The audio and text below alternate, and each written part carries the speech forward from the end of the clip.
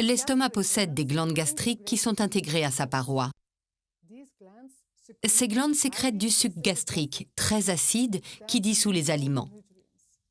Le suc gastrique contient l'acide chlorhydrique qui acidifie les aliments et détruit une partie des bactéries présentes dans l'estomac.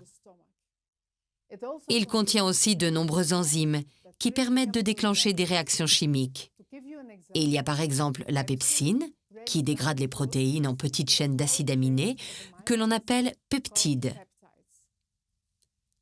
On peut aussi mentionner la lipase gastrique, qui a pour rôle principal de s'attaquer aux lipides complexes et de les transformer en lipides simples.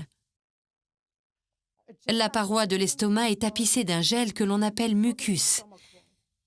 Ce gel le protège contre l'acidité du suc gastrique, car sans lui, l'estomac pourrait s'autodigérer.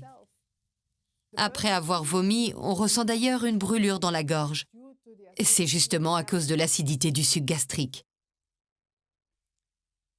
Les parois de l'estomac peuvent se contracter. C'est un mouvement mécanique que l'on appelle le brassage. Ces contractions permettent de bien mélanger le bol alimentaire avec le suc gastrique. Le bol alimentaire se transforme en une sorte de bouillie qu'on appelle le chyme. C'est une matière très acide où une partie des nutriments complexes sont transformés en nutriments plus simples. Le contenu de l'estomac se déverse de façon continue dans le duodénum. Dans certains cas, le chyme peut rester dans l'estomac jusqu'à 3 ou 4 heures. Dans Digestix, les dispositifs digestifs associés à l'estomac sont les glandes gastriques et le brassage. Dans le jeu, les glandes gastriques ont 2 cibles.